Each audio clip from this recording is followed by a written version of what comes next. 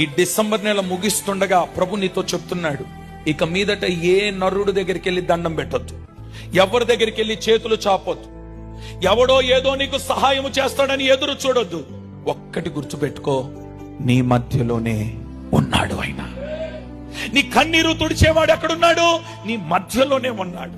నీకు ఆరోగ్యమునిచ్చేవాడు ఎక్కడున్నాడు? నీ మధ్యలోనే ఉన్నాడు. నీ బ్రతుకును మార్చగలిగిన దేవుడు ఎక్కడున్నాడు? నీ మధ్యలోనే ఉన్నాడు. నీ కుటుంబాన్ని నిలబెట్టగలిగిన దేవుడు నీ మధ్యలోనే ఉన్నాడు. నీ సహాయం కొరకు ఎక్కడెక్కడో తిరుగుతున్నావు గల కారణం ఏంటంటే, దేవుని గురించి విన్నావే కానీ నీ మధ్య ఉన్నాడనే సంగతి నీకు తెలియకపోవటం వలన.